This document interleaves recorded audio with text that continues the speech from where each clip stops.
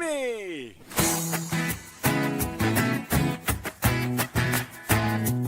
Ricky! You!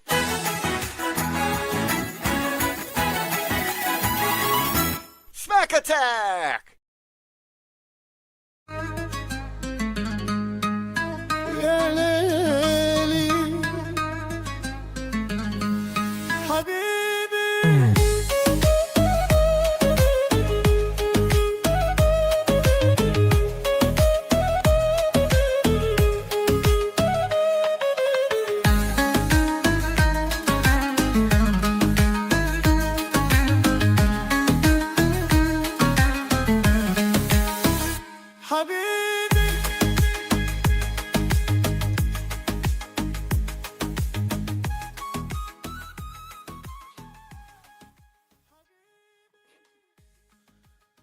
Hello, everyone, and welcome to the SmackAttack.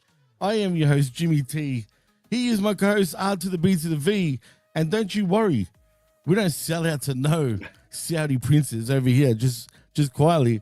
But anyway, we are live on Hamin Media Group's YouTube channel and, of course, on channelattitude.com after the fact. Rick, what the hell is going on? And what is going on with WWE, man? Well, I tell you that this music here, Jimmy, I've got it. Man, it makes me just I want to maybe have that accompanied by a little exotic dancing from one lobe of Vice. But hey, we have got a lot to talk about today on the SmackAttack. We have got heavyweight main eventers and new champions, and oh yeah, WWE just flat out. If you ain't banking six figs, we don't need you. A big F you from the company to the fans from WWE, man, and we're going to talk all about it. We got two shows to break down and a couple big headlines, brother. Oh, absolutely. And you know what, man? I had a lot of fun watching when Worlds Collided, funny enough. And I'm glad we've got a new champion because I think he's going to be on a run of his life. And, of course, I'm talking about Dom, but we'll get to that when we do.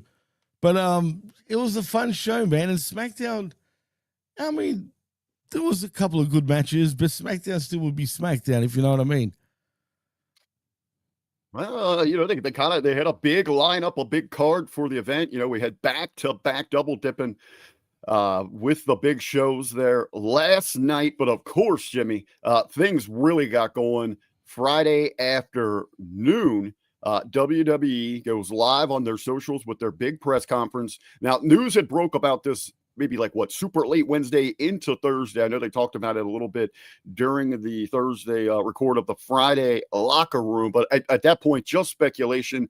We get the official announcement yesterday afternoon. WWE is heading to Saudi again, just not for a crown jewel, just not for a Royal Rumble, but Wrestle freaking Mania heading to Saudi. That's going to be in 2027. And Jimmy, this announcement also just coming off the heels of Shapiro, the head dude over there at TKO, the parent company, who basically comes out and says, we've been looking at our business model. Vince McMahon, the former chairman of WWE, he was catering to families. That was his price point there. We need to elevate that. We need to raise the bar again.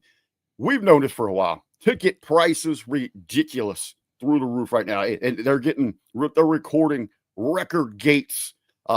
Business is booming, but I was shocked that they flat out just came right out and said, "We got to charge you more." What company does that? A greedy damn company does that. That's for sure, man. These guys, since TKO now have taken over, an endeavor, it really does. It's starting to feel soulless, Rick. WWE doesn't feel like WWE anymore. Do you know what I'm saying? It's not. It is absolutely not this. I've said it about a month or so ago, and everybody just was like, "What the hell are you talking about, Rick?" But I said, TKO is not in the wrestling business.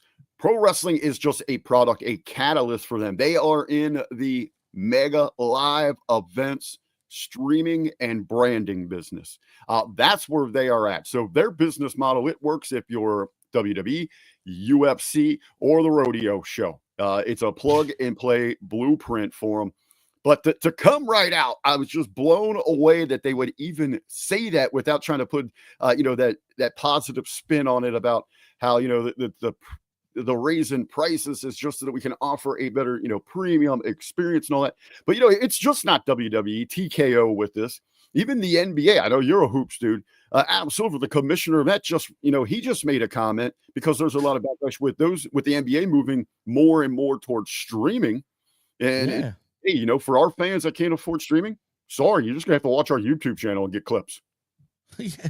And let's be real. I mean, the NBA charge an arm and a leg just for friggin' NBA TV. You know what I mean?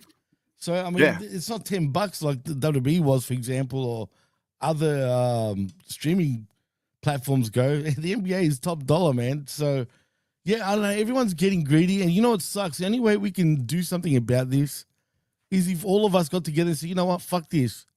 We're not going. You know what I mean? We're not paying. But they are counting on that we're not going to do that. That when it push comes to shove, that we're just gonna I still have to have my product. I still want to watch and all that. You're like, I've read everything saying, get your VPNs. There's a huge portion of the audience that doesn't know how to operate that. That is going to pay up. So you're more of a hoops guy than I am. Right now, how much access do I need to different streaming services and networks to watch the NBA? I know they're on NBC Open Air. Right. They're on TNT. Oh, they lost that deal. So they're on ESPN. It's on ESPN as well. ESPN as well. And then there's some different streaming ABC things as well. Okay, so they've got those. Let me look for an example here. The NFL. To watch all of the NFL, you need 9 to 10 platforms to have access to that. What? Whoa. So to watch all the NFL, just say every game, whatever game you want, right? Yeah, I mean, that's where they're at. 10 different platforms to watch. Some of them you're going to be bundled in. Like if you have cable, you have most of them because they have deals with NBC, CBS, Fox, which are all open air. Then they've got ESPN. Then you've got them over on Paramount. You've got them on YouTube. You've got them on Peacock. So there's those different ones there. I actually just have this year for the NFL. I've got the Sunday Ticket and the Red Zone so that I can watch everything. Wow. But that is asking a lot from these individuals. And it just with WWE, we're getting ready next week to see their debut on the ESPN app, which luckily with my YouTube TV subscription, I have access to that. But, that's what, good. The big conversation has been for the last, 6 weeks, 2 months at least with WWE. Right. And now going back to, to get that ESPN app, $30 for the month. But you also get Hulu and Disney in there. So it's 3 services. I don't think that's so a bad. Pretty good deal, man. But the question is, how many wrestling fans are also other major sports fans? I don't know that. It works for me because there is a ton of content on the ESPN app that I'll use. I know you're a sports guy, but it seems that, that other programming that's offered on ESPN isn't as attractive to as many people as I thought it would be. No, it's not. It's funny because you just mentioned about how many pro wrestling fans would be actual sports fans. I think it's safe to say that all of us, like everyone that knows each other here at HMG and whatnot, we're all sporting fans. I don't think there's anyone that's not really a sporting fan. You know what I mean? Really. I mean, all of us do love our own sports. So in saying that, I think a big portion of the pro wrestling community would be a big sport fan. But for whatever reason, the AEW fan base don't give me that sort of impression, though. I see more the WWE sort of side of things seem to be more sports fans compared to the AEW. But I could be wrong. I'm just looking at the type of people. Interesting. The St. Texas with a comment over there. People average, this is interesting. I noticed that they average 5 streaming platforms per household. Kind of a cool little stat there. But so with the WWE, and I know you and Ray talked about this on I Like It Raw a few weeks back. I remember the conversation. And Ray seemed adamant he doesn't believe that, so we're talking about right now wrestling fans being attracted towards the ESPN app. What on the flip side of that, sports fans who are going to have access to the ESPN app for all those other varieties that you have, WNBA, NBA, Sports Centers, all the talk shows, NFL, NHL, whatever the case might be. How many of those fans will tune in? Maybe they're lapsed fans, new fans, but will start paying more attention, will watch WWE just because it is something unique that is on that platform. Well, yeah, I'm actually expecting a lot more eyeballs to actually reach WWE now through ESPN, because I'm sure there's going to be, you know, sports fans that are just going to be watching ESPN for whatever random reason, and then suddenly they see WWE and they'll be like, what's going on here? And now I know ESPN has had a long tradition with pro wrestling, going back to the AWA, if you remember, where they used to show. Afternoons for 4 o'clock here Eastern, we get an hour of wrestling every day. Exactly, man. And you know what? The ESPN Classic still plays some of those old stuff, man. I don't know how, but they do, because WWE technically own it. Well, now it makes sense. Well, right, are they airing? I know that they'll show it on Classic, but are they actually airing AWA? Don't they? Or they're doing a lot of like the Global Force Wrestling that took over there in the Sportatorium back in it, because there were some other promotions that ran ESPN that were televised on ESPN outside of the AWA. Yeah, look, to be honest, I haven't noticed in a while. The last time I noticed the AWA on honestly, it was probably about 4 years ago. Like, it was just randomly playing, and I'm like, what the hell? And but since then, I actually haven't seen no wrestling being aired. I think they probably have some rights to ESPN in their catalog, but that is going to be the interesting take. And I had asked Ben this over on the Monday Locker Room, get your take on this. Have you paid attention? Like today, well, I was out and about today, so not so much today, but I'm getting ready, you know, after we get done tonight, my Buckeyes, they're going to be on. Last week, I was just consumed. Everything was football. So I was watching a lot of ESPN content. Now, they're running their ads for their app. They are pimping this thing, man. They are putting it out there. John freaking Cena's in the advertising. Really? Now, I understand, you know, the WWE thing was kind of pushed up. We weren't really expecting this till next year around WrestleMania time. Yeah, what's up with that? But, well, they had fulfilled their dates. So I guess with the double night pay-per-views, they ended up fulfilling their obligation to Peacock, so they could make the move early to be a part of the big launch and all that, so they didn't get left behind.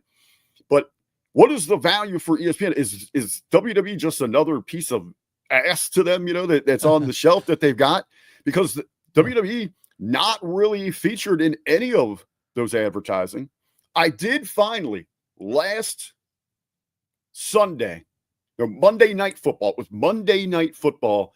They finally ran on their platform, on the network, a WWE hyped ad for the app. But it was Triple H that did the voiceover. So it's not like they even had like another premier athlete from another sport saying, hey, this is a big deal. You know, we get to be on the same network as WWE. So you get that cross promotion. They should have done that. You're right. Now, they 100%. did on Tuesday, they did. Triple H was on the Pat McAfee show, and Halliburton went on with him. So you kind of did, you know, so people are like, hey, you know, one of the best players in the NBA, well, you know, one of the most beloved athletes, he's over here putting this thing over.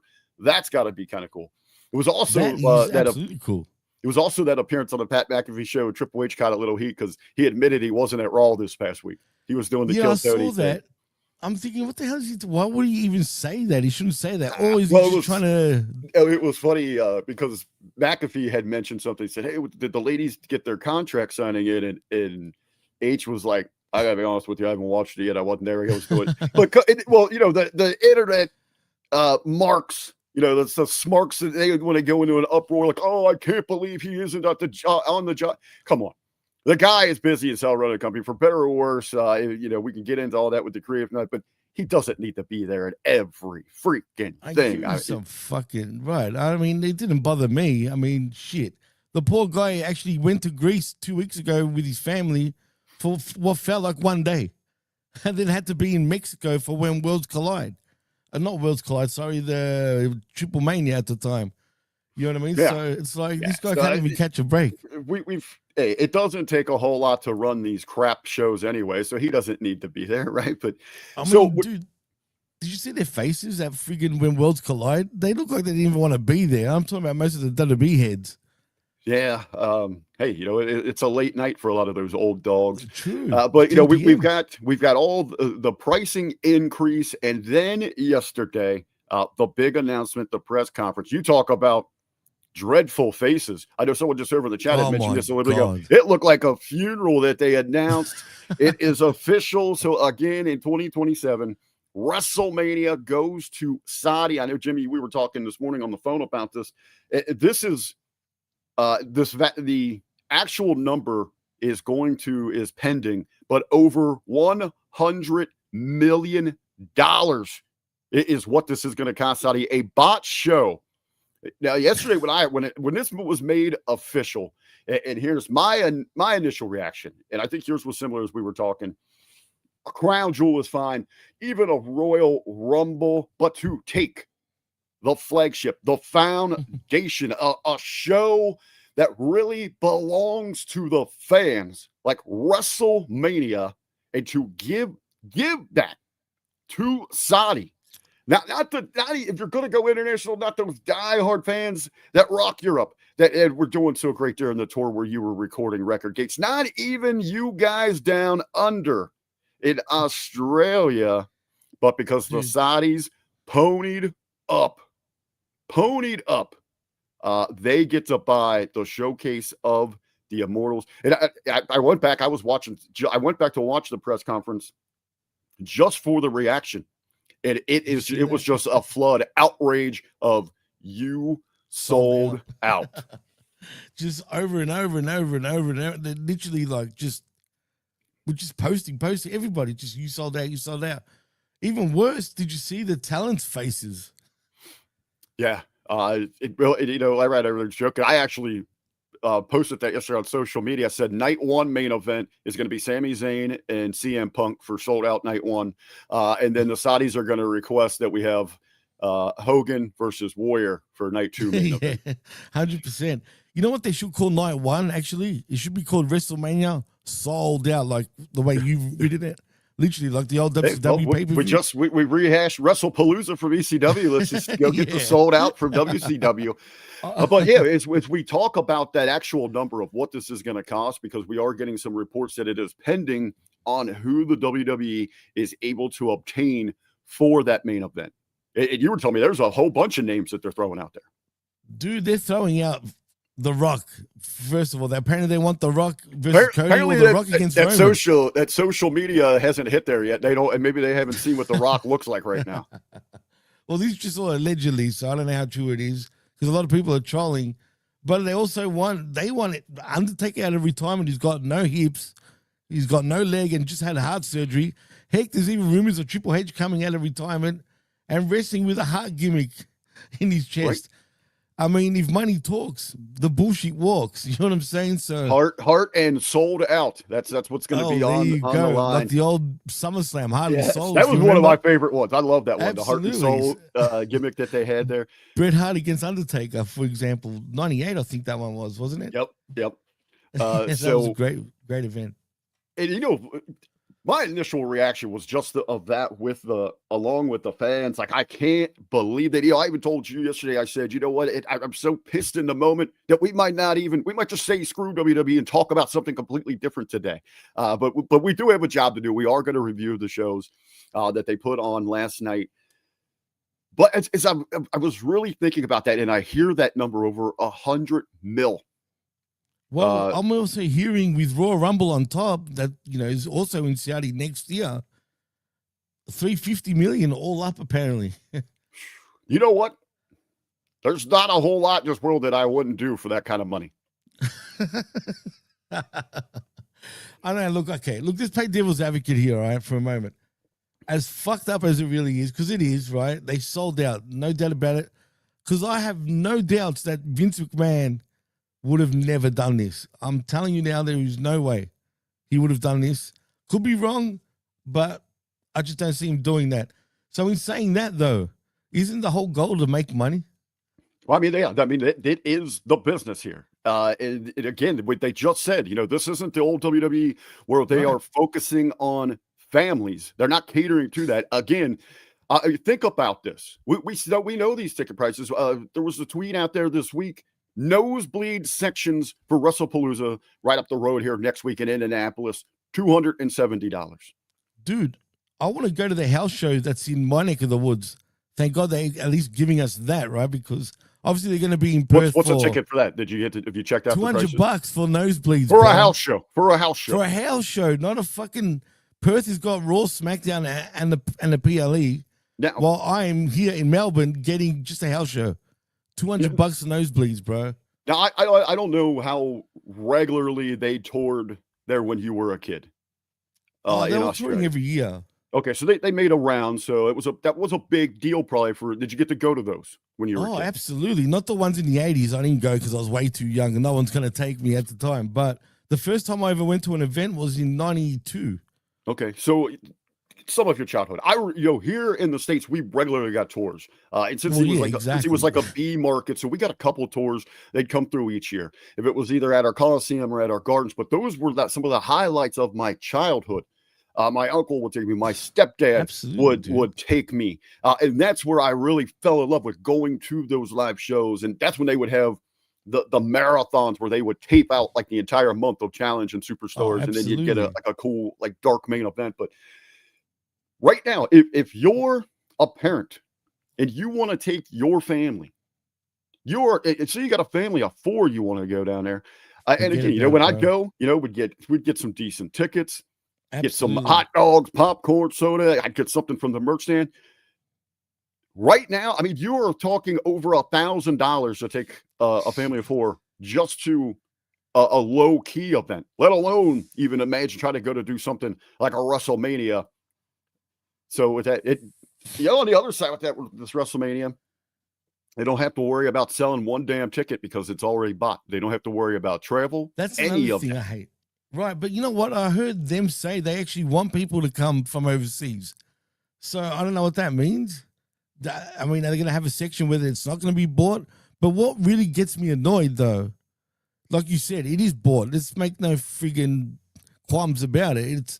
It's a bought-out show. But they're going to price out anyone else ever trying to get WrestleMania. What happens if the Saudis decide, you know what?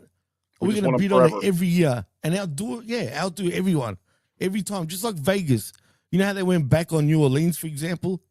And it's back in Vegas, all because Vegas gave more money. Well, what about if the Saudis keep doing that?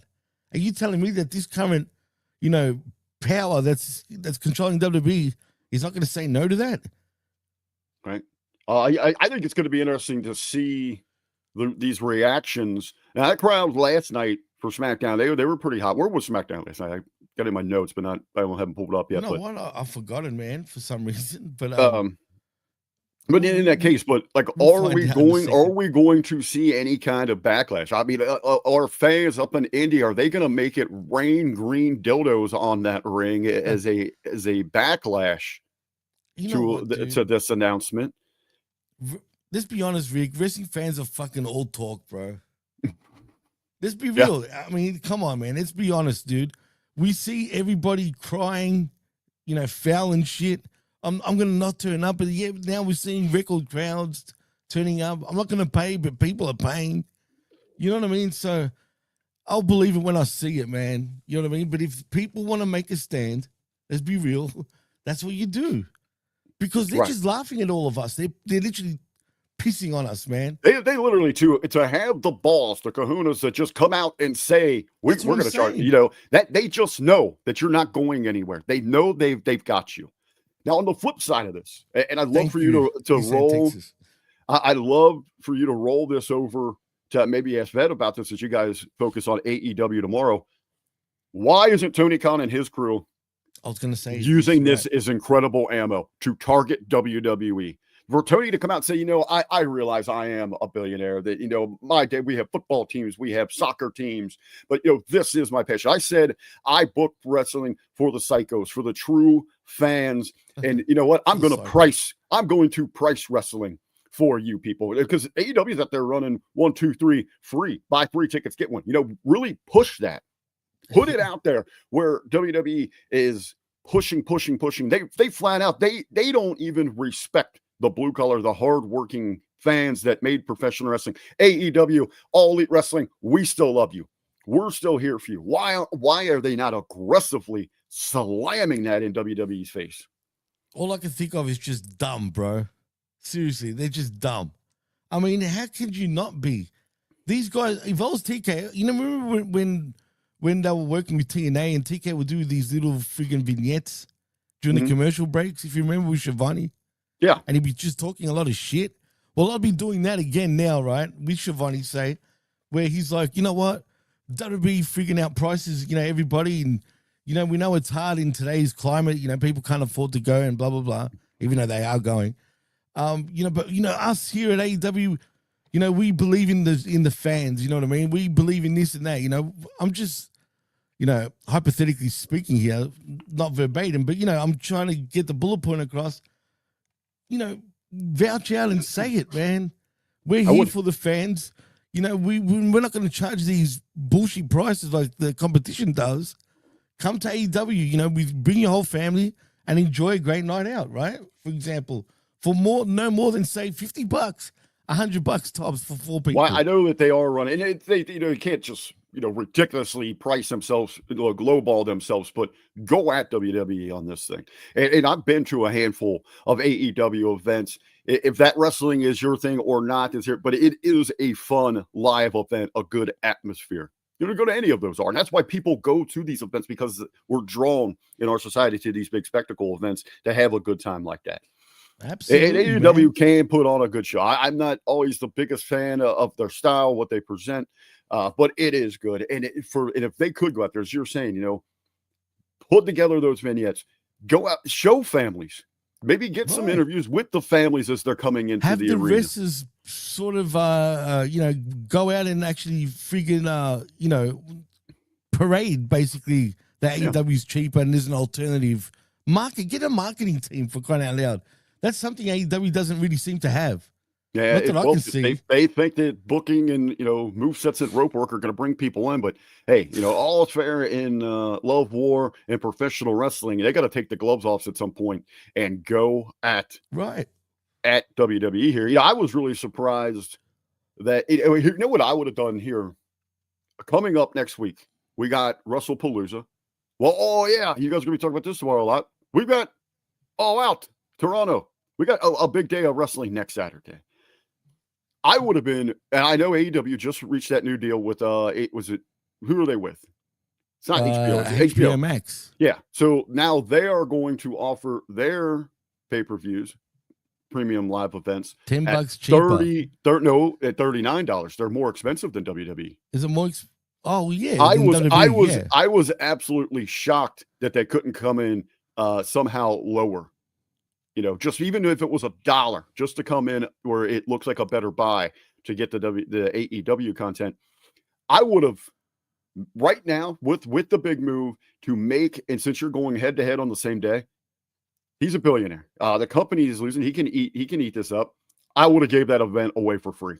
I would have advertised a pay-per-view, a free-for-view for free. Just to stick it to WWE, ESPN for, you know, coming at us, moving that show, running against us to try to hurt us here. And I know it's partially more so because ESPN wants a star-studded card when they launch there.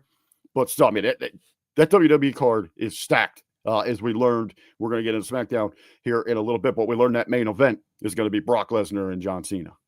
Oh, yeah, absolutely. And I just want to say, and this is what I was trying to say before about $10 cheaper. It's $10 cheaper on Max than traditional pay-per-view.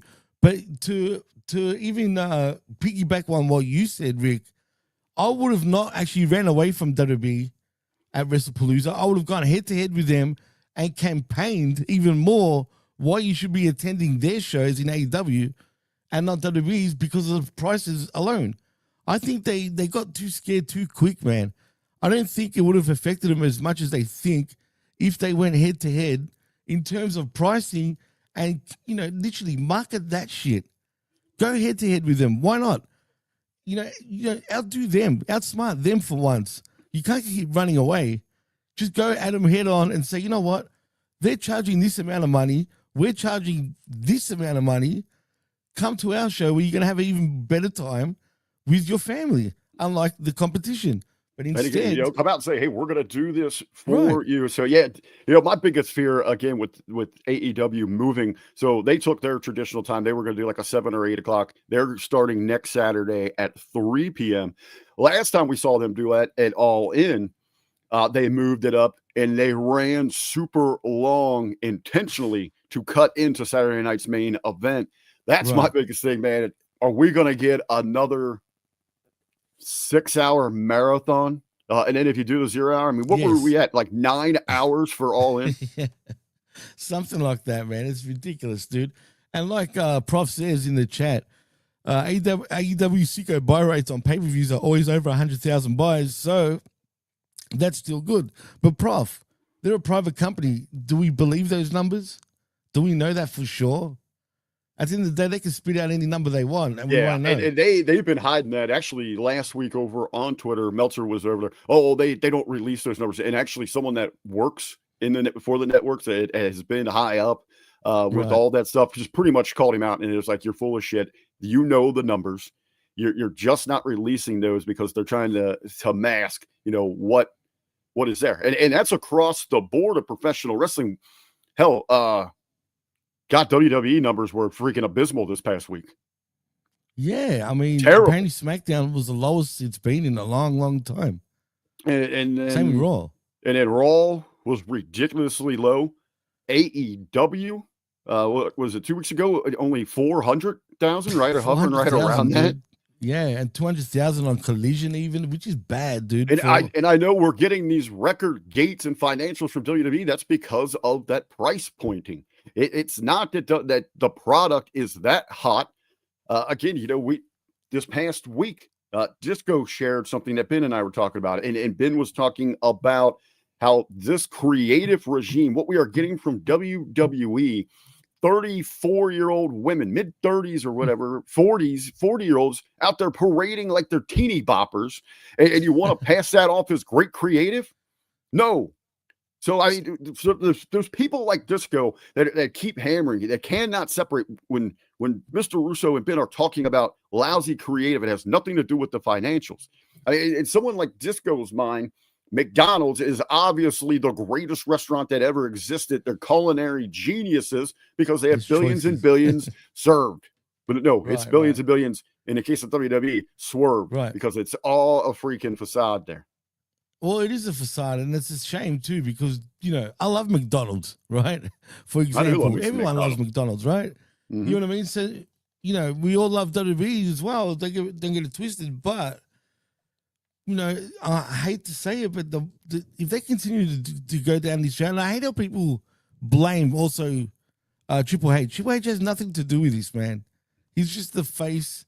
He's not his decision. You said blame. He gets a lot of the credit, like, the business is doing bigger and better than they've ever. No, Triple H that's way above his pay grade. That's Shapiro, exactly. That's Khan, Nick, and Ari. That's all those snake oil salesmen that are up on that upper level. And that's what they are, brother. They are selling a load of hot garbage to these networks, to these cities to bring in these massive events that they just got Saudi. Whatever that number is going to be is freaking ridiculous. And again, a point that you'd mentioned there, Jimmy, just a little bit ago, is the Saudi payday, is that going to set, what is going to be the effect, the backlash for other metro areas that just want any kind of show here? I mean, it's a crazy number for the Saudis. I mean, but that's got to trickle down, and it's going to be killing some people. It will, and that's what worries me, man, because WWE have managed to do this, and which was a good business thing to do at first, right? Obviously, by actually getting the cities to bid for your big events, right? Mm-hmm. And that's what's been going on. But now the problem is the Saudis are just going to start outbidding everybody. They're going to put the foot down like they just did. They got the Rumble. They got Mania. Heck, maybe they're going to want SummerSlam. And don't forget, they're still going to have their 3-4 PLEs they have a year on top. So in 2027, don't be surprised that Saudi Arabia is going to have the most friggin' PLEs during the whole year. even more than the friggin' US, dude. Think about that for a minute. Does that not sound crazy? Saudi NXT, here we go. Oh my God. Gonna get their own promotion, brother. Oh, geez, no, I hope not. But you know what? Ultimately, though, I've said this, Ben said this, we've all said this. I just feel like the Saudis are going to buy it, man. Look, let's make no mistake about it. You got your other major player now. Eventually, the bubble is going to burst on this business. Oh, it's going to pop, all right. Now, it's going to be interesting to see what this Saudi thing does. But TKO, those people at that top, they are, man, I don't want to call them snake oil salesmen. They are smart SOBs. You know, way above anything that we can comprehend. Those guys are operating on another level. So they're going to know. They're going to know when that bubble is about to burst, and they're going to sell and get out. Now, that's what these companies do. Will that be Saudi or will that be Disney? Oh, no, I think it'll be Saudi. Who's going to outbid the Saudis, dude? Honestly, when you think about it. Disney can do that, and there's a lot of value with They wanted to sell ESPN at one point, Rick. I mean, you know, they were bleeding cash. Right. But I mean, there's value with it because I mean, you can go in and create like a WWE world. You can have the different theme things. It's a very interactive sort of deal. So those are going to be your top, your top bidders that are going to be pursuing that. I'm praying if Endeavor decide to sell, the parent company, please do be cool and don't sell to an overseas, like whoever it is. Oh, they overseas. will. I don't know. The sale is going to come. It's all about the money, right? Like they need to keep it. They need it under U.S. management at all times, in my opinion. Nah, it's all about. It's all global anyway, brother. It doesn't matter. I get that, and that's the problem. That's the issue, right? It doesn't matter anymore because it's all global, like you said. But if it gets out of American hands, right, then we're doomed. Like we're really doomed. I'm not saying that. I still think if the Saudis do buy it, I do think they'll probably still keep it in the US, like, you know what I mean, per se. But that doesn't mean they're not going to get 100 million more shows because they will. Yeah. You know what I mean? Yeah. They'll still have an American-based company with it, but yeah, 100%. It's going to be interesting. It will be interesting. So we'll see what happens. I just want to see because Kenny was saying something before. He says, "Yo, Jimmy T and RBV, one of the shittest weeks in WWE ever. AJ Lee trash promo." Truth back to goof ass. And just like I predicted, TKO is selling out to Saudis. I hope they go out of business in time. Wow, Kenny, that's strong words. I don't want them to go out of business. Come on now. Well, imagine that, though. If that was to happen, that would be crazy. No more WWE. I can't imagine it. They're not going to go going out of business, but it's this backlash is going to be interesting. Right. WWE will always be around, man. I mean, come on. I mean, it's like just saying the NFL is going to go bust. That will never happen. Well, you know what I mean? We do have, as I mentioned earlier, I almost said just wanted to say crap on WWE this week, and we were going to talk about some of those, but we do have a job to do. So we do have 2 shows under the WWE banner that we're gonna talk about and look at those headlines. Jimmy, flip a coin. Which one you want to do first? Should we start SmackDown first since that led off the evening, or do you want to do Worlds Collide? Well, we might as well get into SmackDown first since it leads into when Worlds Collide. Not that it really. It's not like it's any sort of continuation per se, but I don't really care either way, man. I'm gonna follow you. I don't really mind whatever you want, man. We'll start with. All right. Well, let's the big happening, the headlines, what people are talking about coming out of Friday night for WWE. Of course, we had SmackDown, we had Worlds Collide, AAA. We're gonna again dive into all the big happenings, but on SmackDown. They were bringing it. They were bringing the pain, Jimmy, because that's what we got to open things. Brock Lesnar, the beast, is off the leash. He is back. We've seen him at SummerSlam. We've seen him last week. I don't know. I mean, it's great. You get a big pop, and that's the king of pops, as dubbed by Vince Russo there. Triple H is all about those big pop moments we get. This opening segment, though, with Brock Lesnar didn't really hit for me. It didn't make a whole lot of sense, really. We have Lesnar comes out, and he is looking for John Cena. Well, is Brock Lesnar the only person on the planet that didn't get the memo that last week was John Cena's last SmackDown? Apparently, the Beast didn't get that one. I don't know how involved he is on social media. I don't know how much he apparently he hasn't been talking to the office since SummerSlam or anything like that, because he just disappeared, and we're supposed to forget about that until the return here. But Lesnar's out there. He wants to know where Cena's at. He's trying to hunt him down. The big news out of the segment, though, we are going to get the match. We are going to get the showdown next Saturday. WrestlePalooza main event, the ESPN debut.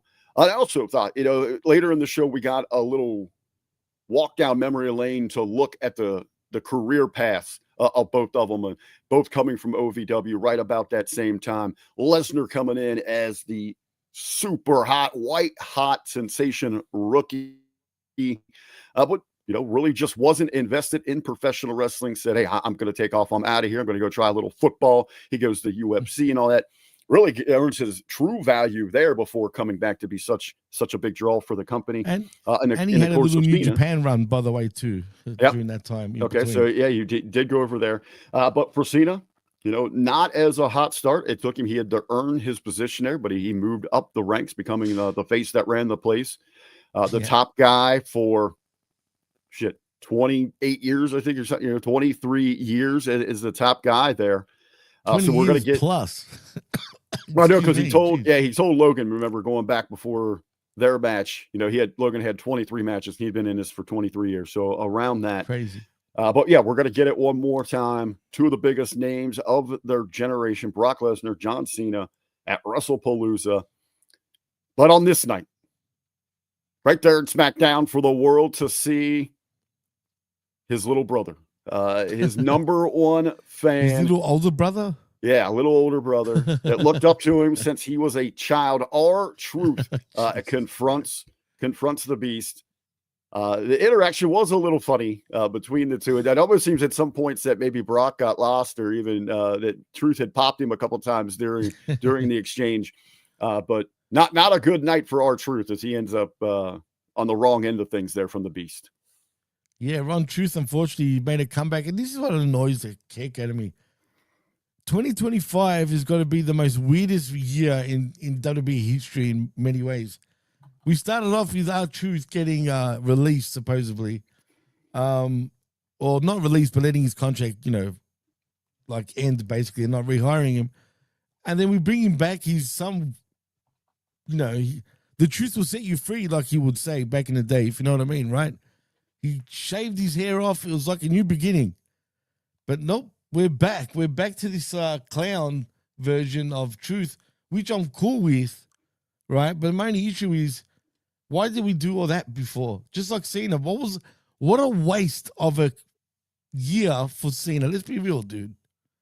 What a waste. Yeah. And make no mistake, the Saudis are going to buy him to come back. He's not retiring. He's coming back to wrestle in 2027. Don't you worry.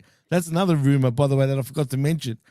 But anyway, the point is, this is just weird, whack, and here we are. Brock Lesnar and the good old R-Truth, a.k.a. Ron Cena, making a comeback, and basically he gets an F5, and that was that. Well, the Truth thing was the company, again, a rib, a shot at the fans. That's what I mean. I feel like we hear you. This. We hear you. We're going to bring him back. That's great. But we're not going to do anything with him. It's going to be the same old clown show. You wanted him. Here you go. But, so that was just a shot. They were never going to do anything with it. So we get the announcement there, the main event. Here's another thing that was kind of puzzling to me about this show. What happened to Sami Zayn last week? He was eating an F5. I know, right? Bro. It's right? He's eating an F5. So as soon as Lesnar exits this arena, we go right to Sami Zayn. So Sami Zayn doesn't have any issues with that, getting whooped last week. He's just now off doing his own little U.S. Open challenge. Maybe Sami is just he's way more sensible than I'm giving him credit for. And he just realized, you know what? I don't even care. I got my ass kicked, but I'm not doing that again. So Lesnar can just go do what he wants. I would just say, if you're going to have these guys on the show like this, separate them. I agree. But there is history with them two, actually. And Sammy always getting F5'd by Brock, if you remember. Honestly, maybe Sammy, good on you, dude. Just stay the hell away from him so you stop getting beat up. But we do have Sami Zayn, an open challenge. Him and Rey Fenix, they go out there and give you a match that you're going to get with those two. You know, going at it full speed, a lot of big spots, high energy maneuvers there. To me, though, the Rey Fenix sighting, as they're showing a little bit of that Lucha Libre style there, is to kind of get people ready and hyped up for Worlds Collide coming up later in the evening. But hey, I guess outside of the match, somebody tell me what you liked about it, whatever. But news that ties to this match, Rey Fenix, he's back in singles action because, hey, his tag team partner Andrade no longer with the company. Wow, I was shocked, dude, because as we were getting ready to do this very show, I noticed breaking news, Andrade has been released already. I mean, what does this mean for him now? What does he do? Does he go back to Mexico? And obviously not AAA, but maybe CMLL or Japan even, because I don't see AEW bringing him back. WWE seem to have washed their hands with him. Where do you go, with Andrade from this point? Well, I guess that's an interesting thing. I didn't think about that. Is I was kind of thinking, okay, what options does he have available? But it was a pretty bad breakup there with AEW. Right. Then coming back to WWE again, just wasn't able to find any fire, get any traction going. Really, for the Western audience, Andrade having so much trouble even finding success anytime past his NXT run as the champion, where he was doing some great stuff there with Vega. But now that you've mentioned going back south of the border, AAA, probably not an option there. But with CMLL and even New Japan, like I just mentioned here, will there be some bumps in the road because of their relationship with AEW? I don't think so. Why should there be? I mean, he can't be blackballed per se. I can see him still going to CMLL or New Japan without, I mean, what's AEW going to do? Just because they're all partners. How old is he? He'd be nearly 40. But I'll double check that. There's still some tread on the tires. It's that maybe he's going in a different direction. Maybe he wants to just do something completely different. I mean, possibly, but I mean, he's a wrestler, dude. He's always has been. He's third generation, I think, too, man. How old is he? He's 35, actually. He's still got a few years. So still really, that's pretty young in not WWE, but in wrestling terms right now, as we see so many people just really finding great success into their 40s. So yeah, kind of interesting there. His, again, second time departure from the company. Which is unfortunate for him, man. And I do feel for him. Unfortunately, he couldn't even learn English properly, dude. I could only imagine all these years they probably tried to teach him English. I know he was going to English school or something like that. For whatever reason, he just seemed to not be able to adapt to it. Here we go. Women's division. We had, I don't see that, bro. we had quite a few segments on the show, developments from the women's division.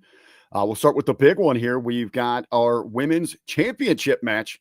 Tiffany Stratton defending a rematch from SummerSlam against Jade Cargill. I thought this match itself was better than the SummerSlam. Still nothing to write home about. Still nothing to brag about. SummerSlam. Well, right. I know, but still on the curve.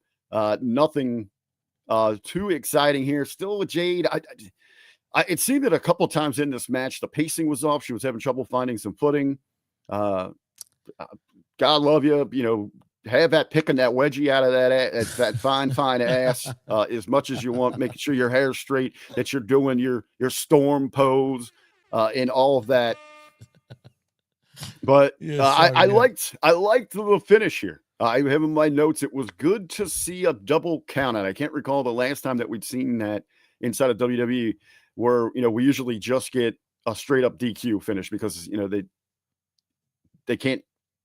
I don't know, whatever reason, they haven't used that, but I liked that finish. Then, of course, we have Nia Jax getting involved here, a former championess herself, the monster, to destroy everybody post-match. Yeah, I mean, she should be used as a killer, as she is, you know what I mean? But I guess we're going to go into a three-way between these three fine women, I guess. But you know what? You bring up an interesting point about Jade Cargill. could WWE by some point absolutely get sick of her not progressing as quick as they want it to be? Because what? She's been with the company now for at least 2 years, right?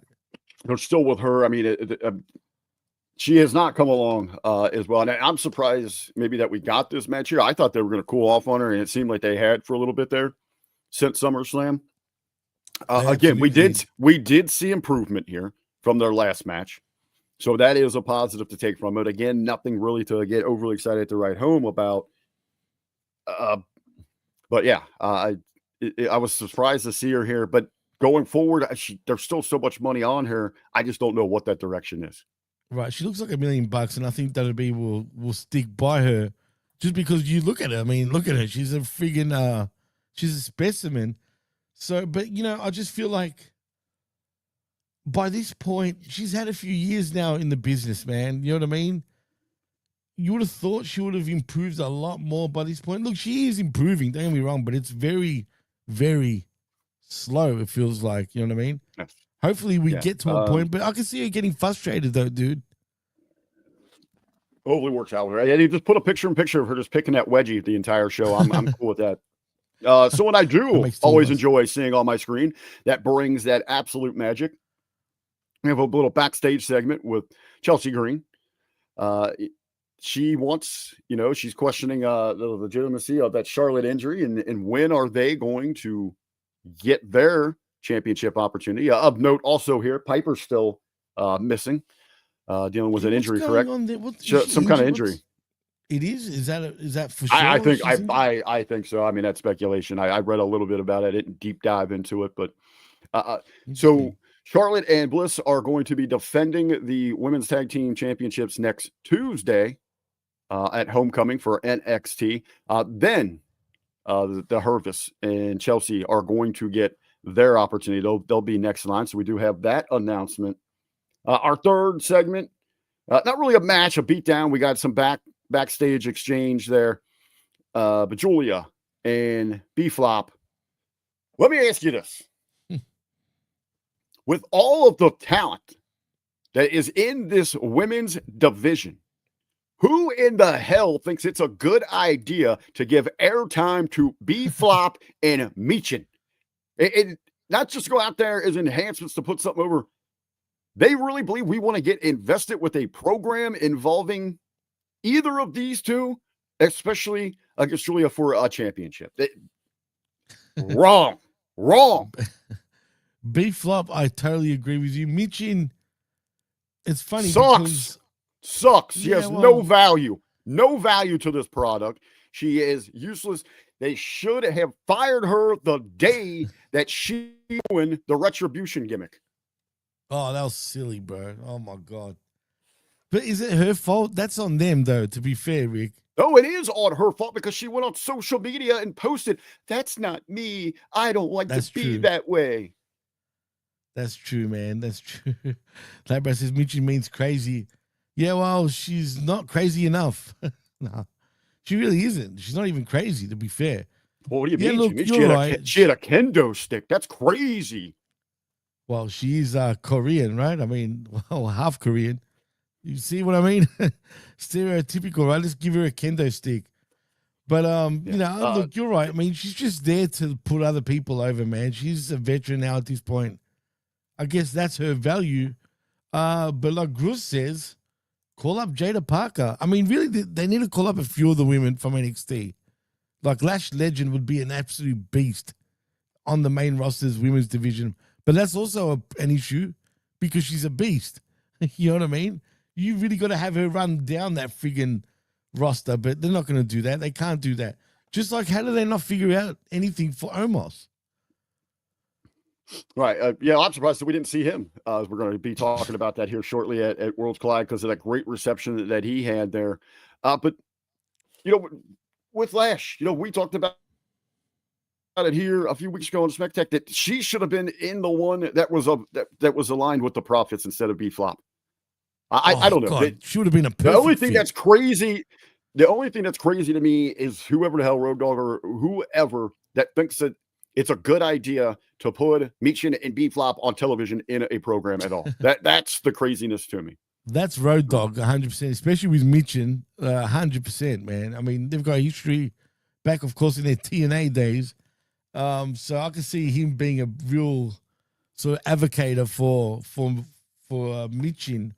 But be flop, be flat, be whatever, or you know, she's so useless, man. She just needs to be gone, and that's the last we're going to talk about her. So that's it there. We also got some flop. What else? Oh, we had some tag team developments. We got a very in your face promo there from the Wyatt Six. They need to get fucked too, Rick. Honestly, I couldn't care less about him. All right. Well, they cut a promo on SmackDown. Let me ask you quickly: since when does Bo Dallas become Bo Dallas out of nowhere? No, he does. I mean, it's just one of those things you can change. It works for. And actually, you know what? Stay tuned because we have some more to talk about with the Wyatts, and I do have some positive things that I want to put over about them. So stay tuned. I think I know what you're gonna say. Stay tuned. We'll get to that. Stay tuned for that. But I was excited. This main event, getting this on television. This is PLE caliber kind of stuff. Our two big heavyweights, man. I enjoyed this match. Crowd was hot for it. Drew McIntyre. We had talked about it a couple weeks ago. How big of this short little program transition was going to be for him to fire him back up, picking up a big win in a heavy hitter match against Randy Orton. Well, as the vet would say, he needed that strong win because, he's going to go up against Cody for Cody to get his win over Drew. And that's all that this is.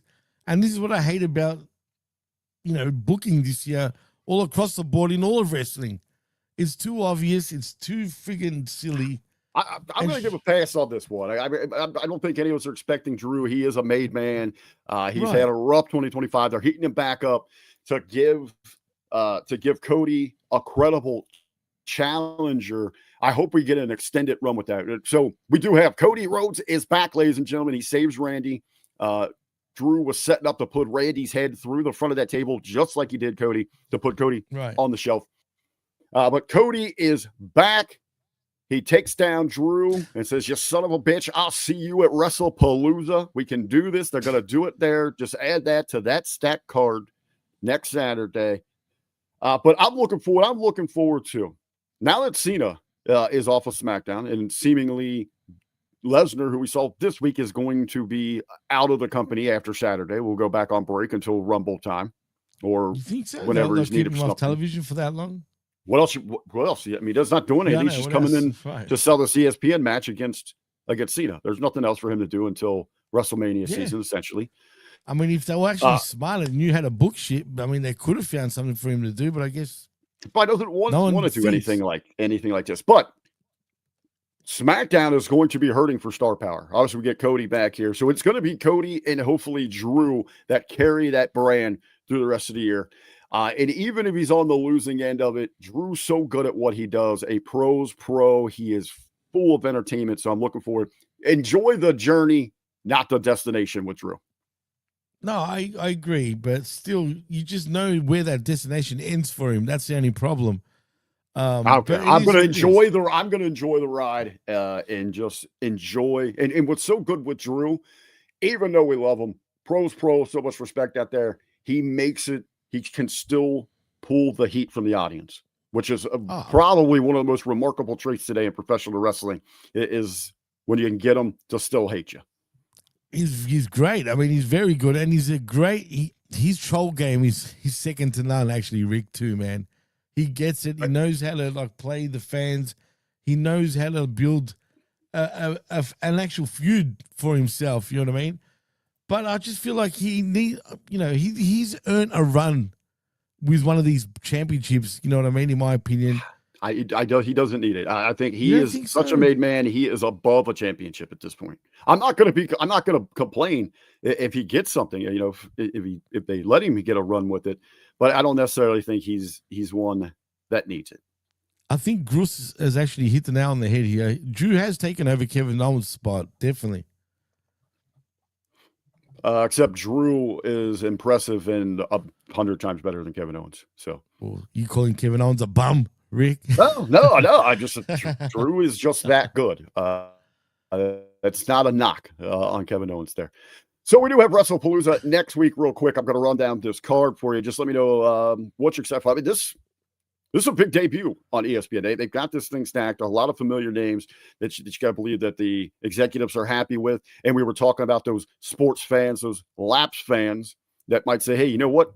This is something kind of cool here to have on this ESPN app. I'm going to check it out.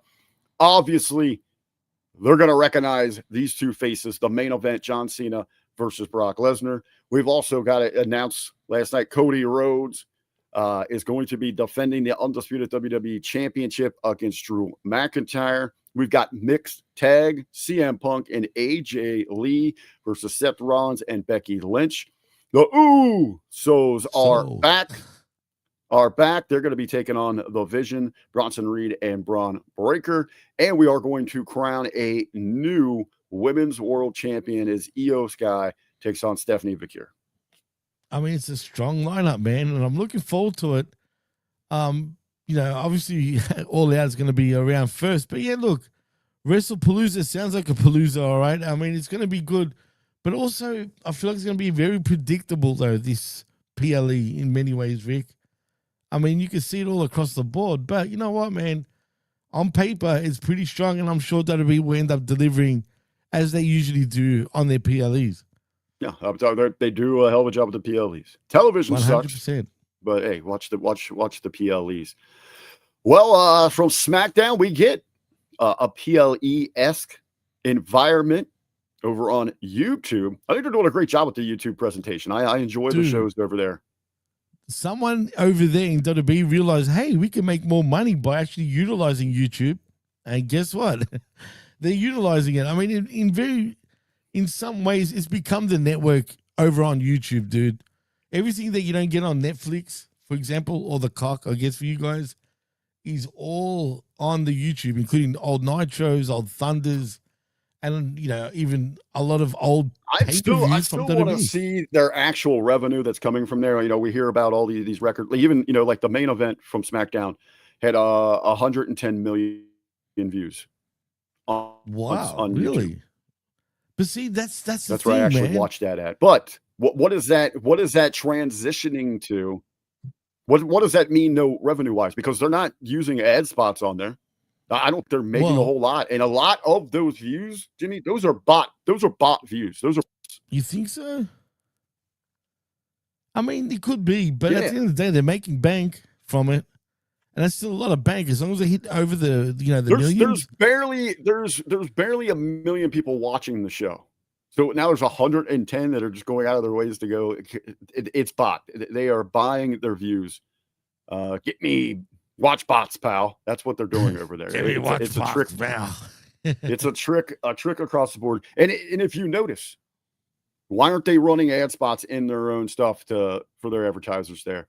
Because they're not making that much money off it. It's not those numbers, because if they start charging those sponsors, they're going to have to be real deal, realistic, releasing what those. I mean, look, it's a new thing that they're trying, at least, though, man. So I don't know, but I do have a feeling they're making a decent amount for them to continue releasing stuff on there and actually have shows shown on there live, you know what I mean, which is pretty cool. Well, it's a trend, just like we talked at the open of the show, Adam Silver saying, hey, if you can't afford streaming for NBA, go to our YouTube channel. They have great success over there. This past week, tremendous numbers, incredible numbers for the Kansas City Chiefs and the Los Angeles Chargers NFL on YouTube. So what, live? Yeah, YouTube has a deal where they have exclusive rights to a certain amount of games.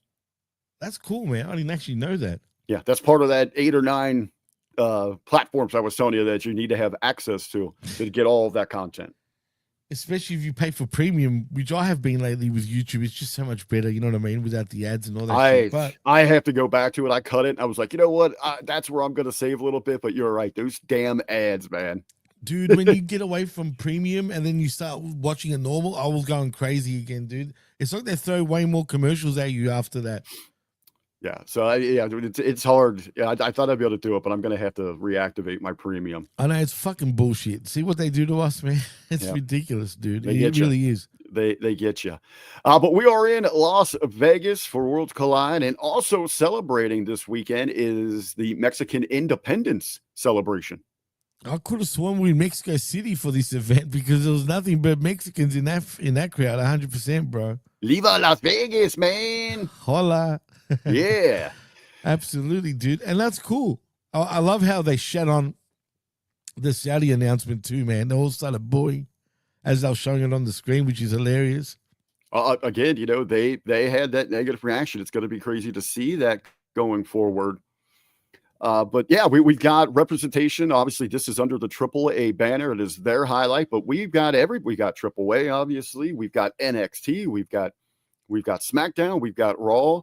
So a good representation. You just got to mention, though, I didn't really think about it watching this, but where is somebody like Omos that had a tremendous reception? The last time that at Triple Mania, was it? Right? Yeah, Yeah. I don't get it, dude. The idiots, they're just paying for nothing. we had minis, but we didn't get Micro Man. Where are those? Dude. Actually, can we talk about that? The minis, as funny as it is, right? But can we just say they've absolutely destroyed a WWE tag team already after this match? So the open, we'll go with that. Is our Lucha Showcase 8-man? I guess that's what we're talking about. La Park, Serrata, Aztec Warriors, Laredo Kid, and Octagon Jr. They take down the LWO. Is that who you're talking about there? Right, and whoever that little friggin' white Power Ranger looking midget, what was his name again? That's Sagrada, right? Yeah, he's a legend, right? He was around from back in the day. I could have sworn I remember him in the 90s during the Attitude Era. Now, I don't know if it's the same person under that hood, if you know what I mean. But I remember him being around many, many years ago, during the 90s even. But, man, the shit that they were making the pardon me. The shit they were making LWO sell to is kind of ridiculous, bro. I mean, wouldn't that kill your career, man, pretty much? That's the Lucha. That's the Lucha style. So, I mean, that's what you're getting with this opening match. But not in the Western world, dude, where the world's watching. And I know, but this is a showcase for the Lucha. And again, I do appreciate the commentary, especially Conan, that takes the time. Conan was great this time, dude. Takes the time. I've loved everything that he has done. But he takes the time to explain to you because they realize this is something completely different that we're, with North America, the Western style sports entertainment. This is very different. So they walk you through with that. We got started. He was the mini, but we had Mini Abismo Negro. He was more of like a mid. He was a taller one. He was a taller one. These guys are doing suicidas. They'll do Hurricane Runners. I mean, that's the style. Man. I knew going in that's what we were going to get with this one. So a very fast pace. This is Lucha Libre opener to get things going. We also have for the AAA, what is it? The Reina de Reinas Championship, their women's championship. We have a new number one contender. Watch out, Lady Flamer, because Natalya, the Heart, Neidhart, from the Heart Foundation is coming for you. Natalya over here. Why aren't we? I guess the big thing here, she goes over Fabi Apache. Jimmy, why aren't we getting this Natalya? You read my mind. Actually on WWE programming on Raw. I kid you not. I was just about to ask you the same question. Why are we getting the same Natty, that we're seeing on the Independents even? She's been doing a few runs there. She did over a Game Changer, right? And then Bloodsport. Right, yeah. She's a killer there, dude. Absolute killer. And by the way, what's up, MSG? What's cracking? But anyway, yeah, I don't understand it. I don't understand it either because when we see her in WWE, she's just back to good old Natty. Yeah, I don't know. And you're talking about are we doing this. You were mentioning, it kind of confusing the fans. This is a major confusion. So, so then she's like this prissy cat lady on Raw, but now we're getting the serious, what we expect from somebody from the Heart Dungeon, from that lineage, that family, an ass kicker. we see her out on the indies and here at AAA. Right. So let's give her a run. Hey, I'd rather see that natty in a program with Julia than beat flopping, you know? I don't know why they'd be afraid to, like, you know, showcase it like that. I guess they don't want her to get over, right? Yeah. So well, she is the new number one contender. So we're going to see her and Lady Flamer. And yeah, pal, I'm all down for some more Lady Flamer. Yeah. Does she have a chance, you think, Rick, of becoming the new I don't know. champion? Well, they got that thing going on with Lady Flamer with the dirty rep and all that, but I'm going with the Flame. I think they're going to still ride that out with her record run that she's got with the championship. Over in the chat, I know they were just talking about the tag division in AAA. We got Pagano and Psycho Clown. We just seen them win the titles at Triple Mania. The last time really the world got to see AAA on display like this. Man, I was let down like crazy here. I saw that it was going to be New Day last week, and I was like, yeah, I'm looking forward to this. Dude, we get freaking Grayson Waller. There's a reason behind that, actually, Rick. And I don't know if you know this, but Xavier Woods had surgery. I knew there was something there, but to me, it was like, you're on this predictability train today. It was like, all right, Waller's eating this one here. Let's give some credit where credit's due here. I thought Kofi and Waller actually were great together, dude. They had great chemistry. I enjoyed the working together, and it's not really against Waller, but God, I was just like, he's not New Day, man. It's a different energy. It is a step down. I thought Gano and Psycho Clown, it looked like as this match progressed, this thing goes just shy of 17 minutes, 16:54. Looked like they were really tired and having trouble with their footwork late in the match, especially with those big spots that you're expecting from Lucha Libre style. Well, yeah, I mean, they're not whippersnappers anymore, that's for sure. I mean, they're a lot older. They've been around for quite a while, but I love the Psycho Clowns, dude. I actually think they can bring a lot to even the main roster on WWE in many ways. Even though we've got a lot of this hoo-ha-ha-ha spooky friggin' wrestlers all the way across the board, do we need any more? But Clowns, I'm always down with Clowns. These two are kind of, how do I put it? Unorthodox, you know what I'm saying? For Clowns. I love the mask gimmick too. When Waller went to rip off the mask, and then it looks pretty realistic, man. It's like he ripped off his face, you know what I mean? But it's pretty, look, there's a few cool spots here. We're in the Halloween season. Like, why don't we have a full lineup of these Psycho Clan masks available right now? It could be hot selling. Still not selling them? I don't believe so. Last time I looked over at shop, no. Oh, that sucks. I tell you what should be everybody be buying is the puppets. We got the puppets are in action. You got Puppet Demon. Hey, did you notice this one too, man? He's even got Kung Fu Velcro grip on the new Demon puppet when he was putting when Finn put him on to wear him like a cape as he was going for that top rope spot. Of course, I'm talking about here Finn Balor and Roxanne Perez representing Judgment Day. They were in mixed tag team action against the always popular Mr. Iguana. And we're talking about hot. Lola was Latin hot, baby. Lola Vice out there doing her thing. She can't do any wrong for me, man. She's an absolute ass kicker and so easy on the eyes. I want to give yeah. That she could put down a Crave case and I'd still get up in there. Just for that, there's tasty buns. Shout out to Damian Priest. 46 they hooked up, aren't they? They're together right now. 46 years old, mid-40s. Damian Priest, and she's in her 20s still, bro. 27. She's 27. Damian Priest representing us old dogs, getting it done. Bravo to you. You are the real world champion there, Mr. Priest. I don't care if you're stuck in a crap program there with Alistair Black. I know, we're easy, bro. Yeah. You know what? He doesn't care. He doesn't care about his booking because, he's just like, you know what? Leave me off the card for all I care. I don't give a fuck. Look what I'm going home to, right? Yeah, no, I mean, he's lucky for sure, man. But you know what disturbed me, dude? Did you see when she came into the ring, she's doing her dancing, and Iguana is just looking, just watching her. He started doing the lizard tongue friggin' movement, like Yeah. with the tongue movements as she's dancing right next to him, and he's like, oh, I make a good pair. Yeah, it was a good visual there. Of Well, course, hilarious, we get man. the puppet stuff in here.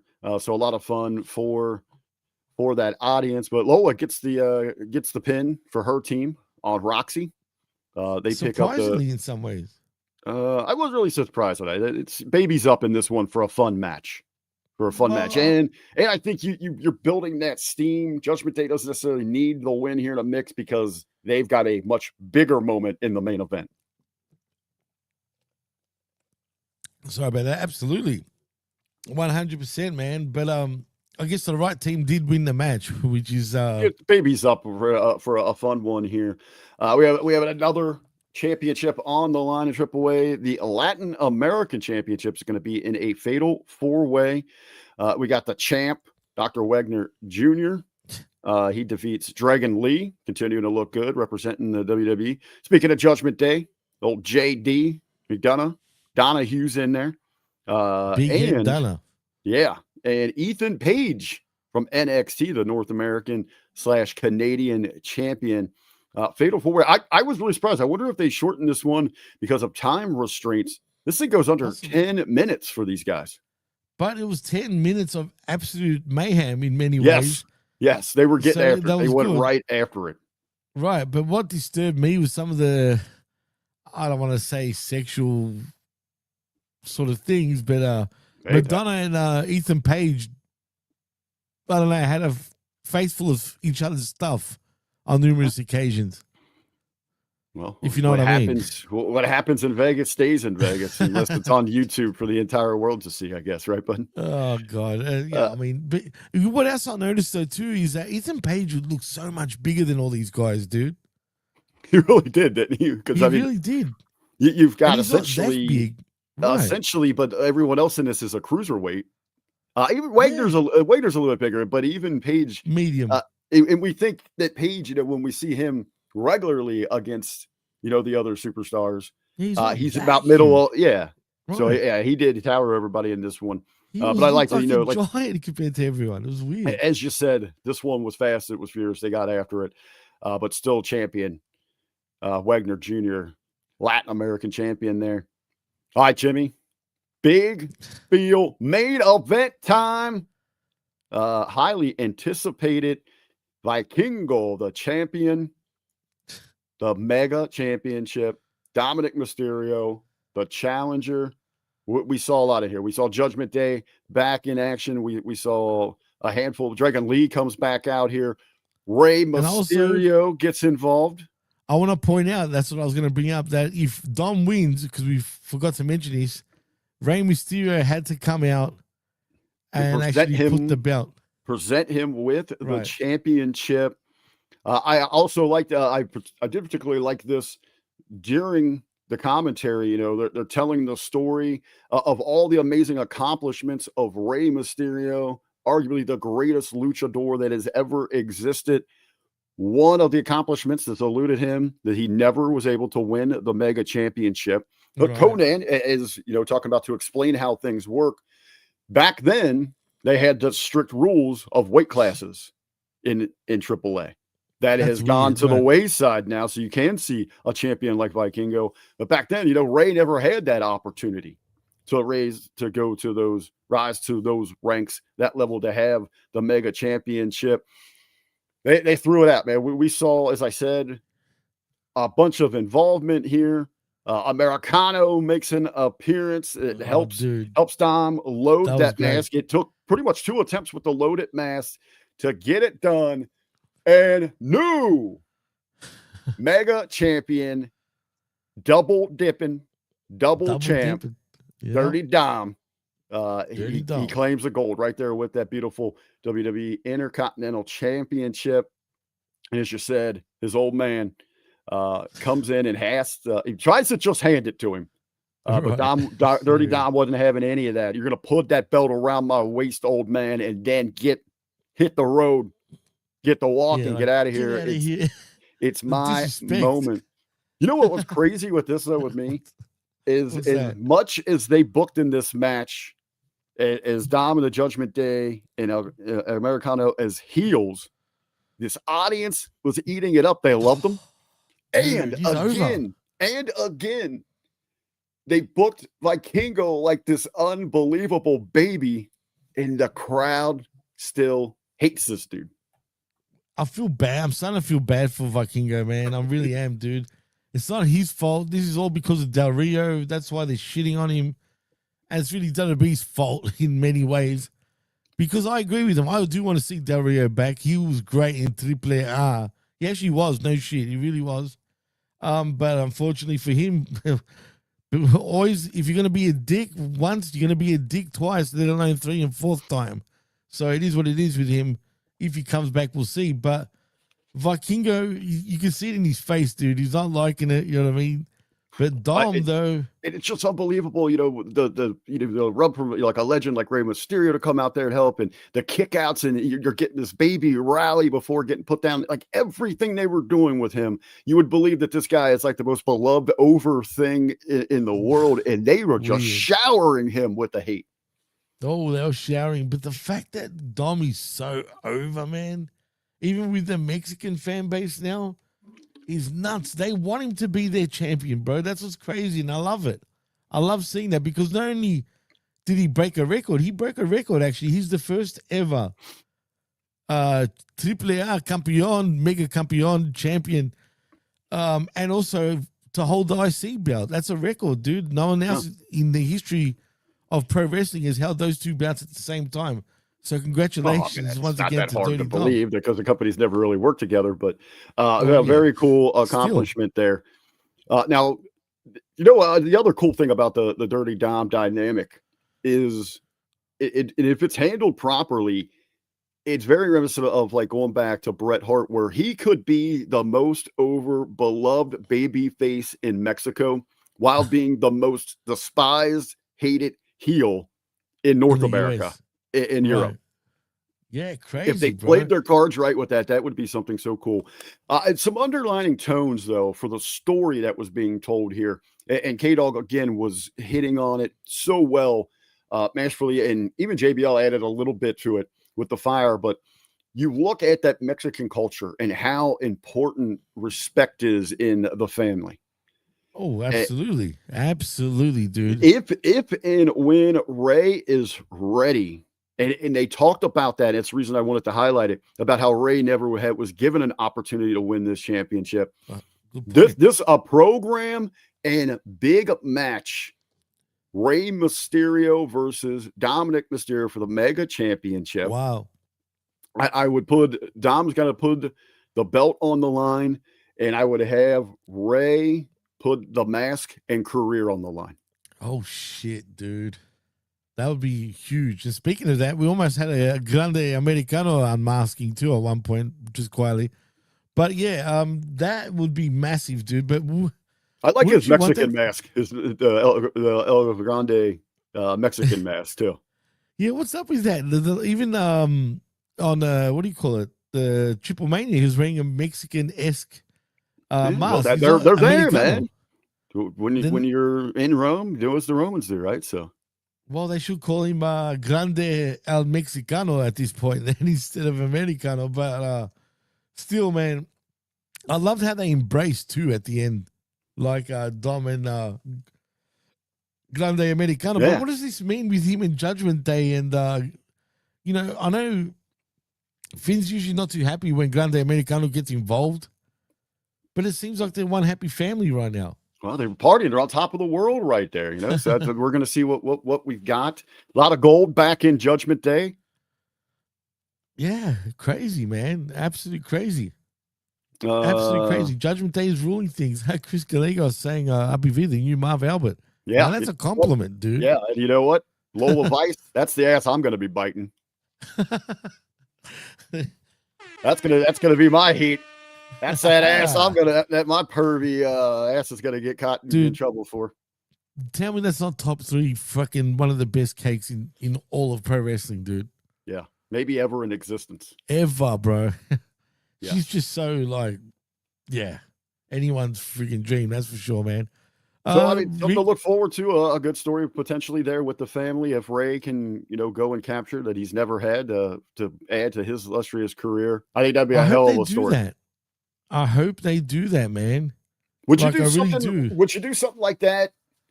Obviously, under the AAA banner, would you do it at maybe Mania? Triple Mania? I was going to ask you that. Like, do you keep that at a AAA exclusive show, or do you do that at WrestleMania? I feel like that's a WrestleMania moment, though, man. But I can understand why you would want to do it on a AAA event, because if you want to get that brand over, what better way to do it than have that sort of matchup? You know, I mean, that's a big time program, because we've been talking for since Dom came in. When is that match going to happen? And that is it's going to happen very soon in the future. I don't think Ray's ready to just hang up the boots just yet, obviously, but. In saying that, isn't he mid to late 50s at this point? Is he not? Could that close on a night of WrestleMania? I mean, honestly, yeah, you probably could. I mean, the story is there, and it's amazing. And then you can show, you really highlight AAA. You're crossing over these cultures. You're telling an incredible story, the father of her son. And you could go a number of directions. I mean, I could either see Dom, giving Ray that moment or retiring his dad in that moment. I can see that, because Ray, would love that. And like Labrat says, I can see this. I also want to see Dom and Chavo interaction. Chavo has ties still with AAA. Well, there you go. Ray's 50. Thank you, Josh T and Cooper over there. I thought it was Ray don't age. Ray don't age. He don't. He looks great, man. I mean, really, he does. It's just his legs that are kind of shot, but he can still go. He's 50 US years. What is he in Tijuana years? Wow. If you read Chris Jericho's book, his very first one, he could possibly be 70. Well, the guy started wrestling when he was like 12 or something, like 12 or 15 years old. Not only that, he was freaking hitting weed. If you look at Jericho's book, the very first one, Around the World in Spandex, the stories that he has in Mexico and when he met Rey Mysterio is the funniest shit, bro. Love it. Overall, Jimmy, it seems like you were pleased. You were happy with AAA. Yeah, I mean, or Worlds Collide. Oh yeah, I see. Well, yeah, Worlds Collide, exactly. It still felt like a AAA show, though, very much so. But in saying that, yeah, I mean, it was entertaining. It was better than SmackDown for most part. And look, if we didn't get the finish that we did with Dom being crowned champion, maybe I wouldn't have been as high on it. But I enjoyed it. I can't really say I totally didn't like it. It was fine. It wasn't the best show, don't get me wrong, but it was fine. This was built around that main event. I would, if we're going to include, because I mean, almost every match had, outside of the opener, look, it had the LWO. I mean, it had some kind of sample NXT, SmackDown, or Raw in it. Right. But if we're going to regularly include them and not rely on the AAA talent that are at hand, I'm sure that they know what their weekly programming, then do we need more hype for it on the programming? Because right now, essentially all they're doing, you'll get like an occasional, like Vikingo just show up like for, one little segment the week before. And it's, let's run out a Hispanic guy. Let's run out a luchador and just put up the graphic.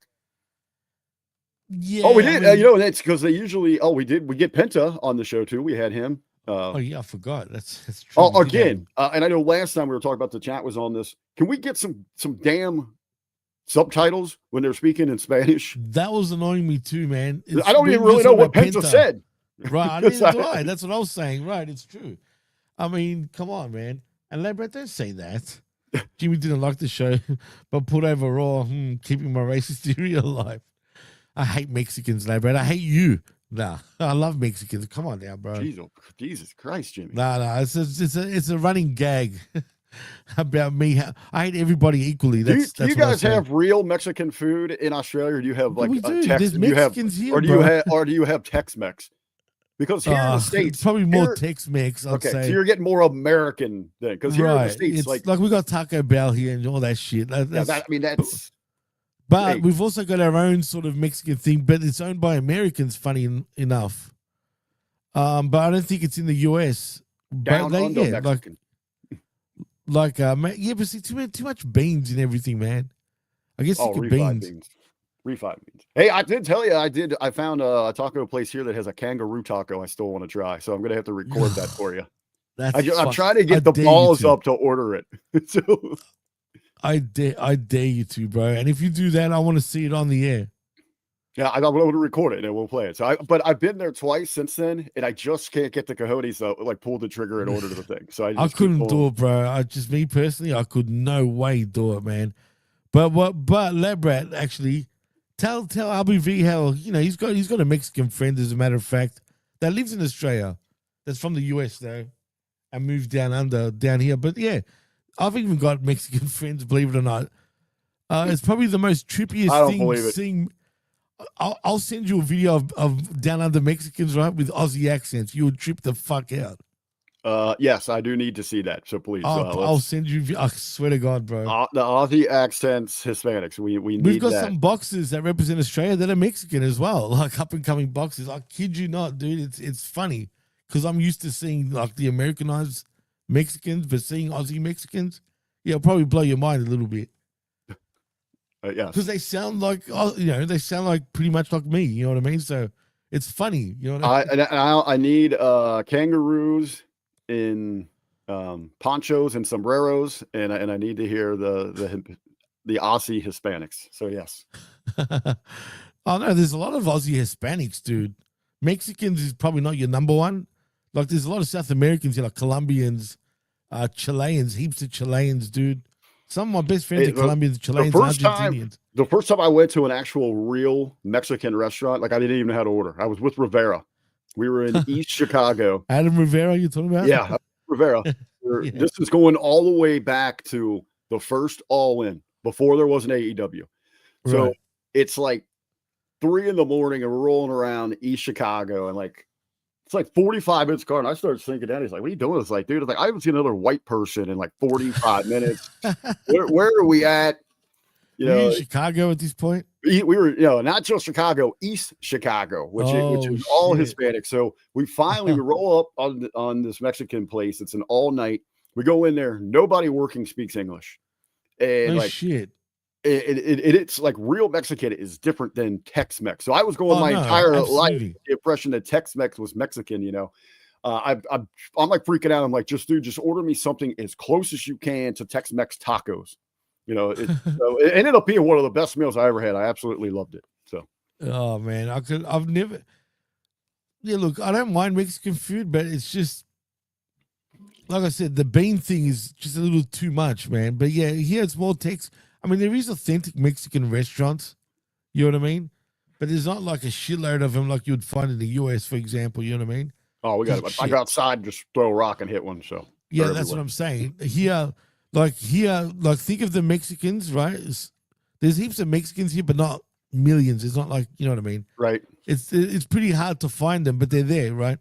But here, replace the Mexicans, say, with Asians, and that's what it. Well, I figured you would have a bunch of Asians because it's there. Well, yeah, exactly. We're right on the borders there with Asia, but dude, the amount of Asians here is ridiculous. Like, and a lot of Arabs too, man. There's a lot of Arabs here too, man. I'm not gonna lie, and a lot of like kebabs, bro. There's a lot of Arab, cause like where I live, dude, especially like around here, it's just all Arabs, dude, and just kebab joint after kebab joint. But that's enough of Jimmy's racist rant. Tell us the demographic. Come on, man. The key demos of Australia. But hey, before you get us out of here, I do want to put over next week. We're gonna have to come up with our programming time, but I've got a bat signal call out there. Maybe we're gonna let the sidekicks settle the score. I'm trying to get Feeney from Keeping It 100 to come over and join us, so maybe we can make some sense of the great debates between Mr. Russo, Ben, and the Keeping It 100 crew. So I got that. Shout out to Kaz for getting me that contact.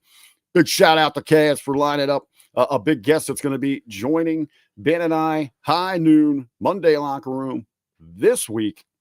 Former referee, WWE referee Jimmy Corderas is going to be on with Ben and myself. Oh, he's going to be on the Monday locker room? Yes. Oh, that's awesome. You were telling me how he's going to be on. I just didn't know what show, but that's awesome, man. I'm looking forward to that. Sending my regards, as a matter of fact. Jimmy's a top guy, top dude. I always stand by him when the AEW sickos usually go crazy on him. You know what I mean? But yeah, you're the one that he's got a us top banned. dude. You got us banned over on social media. Dax doesn't like us anymore. What, he blocked you? Yeah. All Get of out us. of here. I wonder if he All of blocked us. me now too, because I fucking let loose on him. You know what I mean? Literally.